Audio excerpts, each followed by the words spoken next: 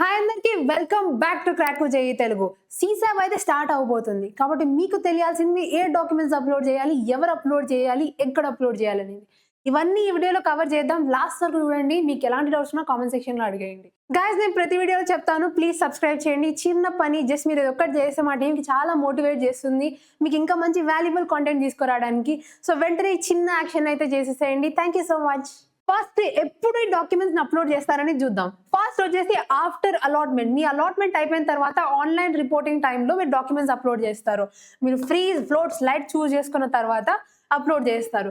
Second కేసులో already verified in JoSAA, me NIT plus system ద్వారా మీకు గనక డాక్యుమెంట్స్ ఆల్రెడీ వెరిఫైడ్ ఉంటే మీరు అప్లోడ్ చేయాల్సిన అవసరం ఉండకపోవచ్చు. సో అప్పుడు ఇన్స్టిట్యూట్ మీకు ఏదైతే ఇన్స్టిట్యూట్ అయితే మీకు వస్తుందో వాళ్ళు వెరిఫై చేసుకుంటారు ఎప్పుడు, ఫిజికల్ రిపోర్టింగ్ టైంలో. తర్వాత వన్ ఎక్సెప్షన్, మీరు రీఫండ్ డీటెయిల్స్ కోసం bank statement, cancel cheque, passbook లాంటివి అప్లోడ్ చేయాల్సి ఉంటుంది. సో అవి మాత్రమే మీరు అప్లోడ్ చేస్తారు డాక్యుమెంట్స్ విషయానికి వస్తే. ఫస్ట్ మనం డాక్యుమెంట్ చెక్ లిస్ట్ కనుక చూసామనుకో, మన favourite 10th class mark sheet ఉంటుంది. First Aadhaar or birth certificate, ఈ మూడిట్లో ఏదో ఒకటి అప్లోడ్ చేయొచ్చు, అందరూ చేయాలి. Class 12 mark sheet and passing certificate అందరూ చేయాలి. జేఈ మెయిన్స్ అందరూ చేయాలి. ఎస్సీ, ఎస్టీ, ఓబీసీ, ఎన్సీఎల్ ఇది కేటగిరీ వాళ్ళకి మాత్రమే. పీడబ్ల్యూడీ అగైన్ పీడబ్ల్యూడీ వాళ్ళకి మాత్రమే.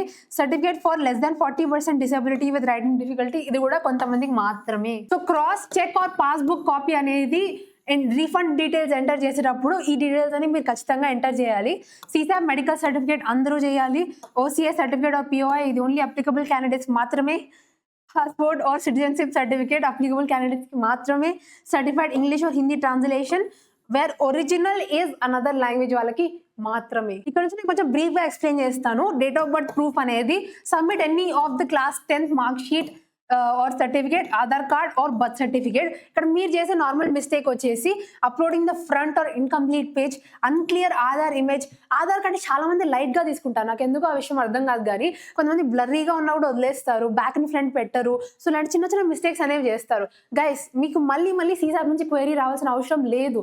ఫస్ట్ టైం అప్లోడ్ చేసేటప్పుడు క్లియర్ గా మొత్తం అప్లోడ్ చేయండి. మీ క్వైరీ రైజ్ అయితే మళ్ళీ అది ఒక పెద్ద ప్రాసెస్, అవసరం లేదంత మనకి. సో ఫస్ట్ టైమే కరెక్ట్ గా అప్లోడ్ చేయండి. మీరు మనం 12th మార్క్ షీట్ కనుక వచ్చామనుకో, upload both the 12th class mark sheet and the passing certificate of the qualifying exam. So అది ఓకే. కానీ ఇక్కడ చేసే mistake submitting an online result screenshot instead of the official mark sheet. కొంతమంది students ఇది కూడా చేశారు, screenshot upload చేశారు. Guys that is very silly. Screenshot upload చేయొద్దండి. ఒరిజినల్ లైక్ డాక్యుమెంట్ ఏదైతే ఉందో అదే అప్లోడ్ చేయండి. మీరు డౌన్లోడ్ చేసుకున్న అఫీషియల్ డాక్యుమెంట్ మాత్రమే. నెక్స్ట్ మన జేఈ మెయిన్స్ 2026 అడ్మిట్ కార్డ్, ఇది మనకు తెలిసిందే. OBC NCL certificate follow the government of India format. మీకు ఇది main issued on or after 1st April 2026. దాని ముందు ఉంటే చెల్లదు, ఇది ఉన్నా చెల్లదు, రాంగ్ ఇష్యూ ఉన్నా చెల్లదు, అన్క్లియర్ క్యాస్ట్ నేమ్ ఉన్నా చెల్లదు, if influence category May change అది కూడా చెల్లదు. మనం కనుక జెన్ ఈడబ్ల్యూఎస్ సర్టిఫికేట్ వచ్చామనుకో, ఇది కూడా on or after 1st April 2026 ఇది ఉంటుంది. Submitting an income certificate instead of the prescribed income and asset certificate. చాలా మైనర్ డిఫరెన్స్ ఈ వర్డ్ కి ఈ 2 words కి.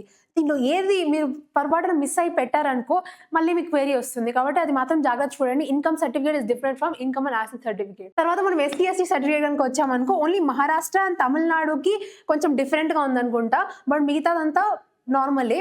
సో మహారాష్ట్ర తమిళనాడు వాళ్ళు మాత్రం ఈ స్లైడ్ ని ఒకసారి చూడండి మీ సర్టిఫికేట్ ఫార్మాట్ గురించి. గైస్ మీ బ్యాంక్ అకౌంట్ ప్రూఫ్ మాత్రం ఎలాంటి మిస్టేక్స్ చేయొద్దండి. ఎందుకంటే మీ రీఫండ్ అమౌంట్ ఉంటుంది కదా, మీరు ఏదైతే పే చేస్తారో అది మీకు దీనికే వస్తుంది. కాబట్టి ఒక నెంబర్ తప్పైనా కూడా, మన బెస్ట్ ఫ్రెండ్ మెడికల్ సర్టిఫికేట్ జోసాలో కూడా ఇదే తలకాయ నొప్పి మనకి. మెడికల్ సర్టిఫికేట్ అప్పుడు కూడా పెద్ద ఇష్యూ, లైక్ ఒక పెద్ద ప్రాసెస్ మెడికల్ సర్టిఫికేట్ తెచ్చుకోవాలంటే. బట్ ఇది కంపల్సరీ, ఏం చేయలేము మనం. కాబట్టి తెచ్చుకునేటప్పుడు ఏదో కరెక్ట్ డీటెయిల్స్ తెచ్చుకోండి. 2 times ఎందుకు చేయడం మీరు. ఇది మోస్ట్ ఇంపార్టెంట్. ఎప్పుడు సీసాబ్ అఫీషియల్ కోపం వస్తుందంటే, ఎప్పుడైతే మీరు వెరిఫికేషన్ క్వైరీస్ అయితే ఇగ్నోర్ చేస్తారో, ఎప్పుడైతే మీరు రెగ్యులర్ గా సీసాబ్ పోర్టల్ని చెక్ చేసుకోకుండా ఉంటారో, అప్పుడు డాక్యుమెంట్ వెరిఫికేషన్ చేసే వాళ్ళు ఏదైనా క్వైరీస్ రేజ్ చేస్తారనుకో, మనం మిస్ అవుతాము. అది మిస్ అయితే మీ సీట్ క్యాన్సిల్ అవ్వచ్చు, మిమ్మల్ని రిమూవ్ చేయొచ్చు సబ్సిక్వెంట్ సీసాబ్ రౌండ్స్ నుంచి, లాస్ ఆఫ్ ఎలిజిబిలిటీ. సో ఈ 3 అవ్వచ్చు. ఎందుకంత మీరు చెక్ చేసుకుంటూ ఉంటారు రెగ్యులర్ గా. సో గైస్ ఇది మన final upload check list. Pause చేసి చూడండి. Uploaded right the first time. ఇది మీకు తెలిసిందే, ఫస్ట్ టైమే బాగా చేయండి. మీకు అన్నీ తెలుసు కదా, అన్నీ విన్నారు కదా. సో ఫస్ట్ టైమే బాగా చేయండి. మీకు ఎలాంటి డౌట్స్ ఉన్నా కూడా కామెంట్ సెక్షన్లో అడిగేయండి. సబ్స్క్రైబ్ చేయండి. See in the next video.